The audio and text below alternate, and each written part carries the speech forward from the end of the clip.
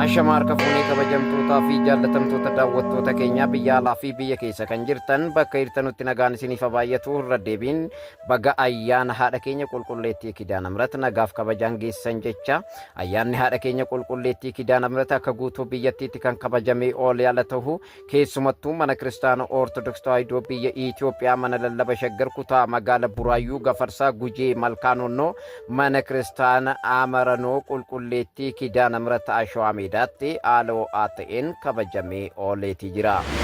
Ayyaana kana irrattis kabajamoo abbaa kan keenya Malaaka Mawwii abbaa Malkaseedeq bulchaa mana kiristaana Ortodoksii Tawaahidoo bultoo waaqummaa Waybilaa Maariyaam akkasumas Maggaabee Hayimaanoot Qasiis Lammeessaa Oliiqaa mana kiristaana Ortodoksii Tawaahidoo biyya Itoophiyaatti bulchaa mana kiristaana Jamoo qulqulleettii Arseemaa Malaaka Birhaan mana kiristaana Ortodoksii Tawaahidoo biyya Itoophiyaatti bulchaa mana kiristaana Taaxaq qulqulluu Gabriel itti gaafatamtoonni gaala Shaggarii fi itti gaafatamtoonni kutaa magaala Buraayyuu Gafarsaa Gujee Malkaanonnoo lallabdoonni wangeelaa faarfattoonni akkasumas ayyoonni mana kiristaanaa fi ummanni hedduun irratti bakka argametti aaloo ATN kabajamee ooleeti jira. Mana kana sheer kooppi linkii follow gochuudhaan oduuwwan gaggabaaboo akka argattan affeeramtaniitii jirtu. Oduunsaa hatii kanaaf qabannee isin dhiyaanne asirratti xumurreetii jirra. Nagaan Waaqayyoo bakka jirtanitti isin wajjin haa ta'u.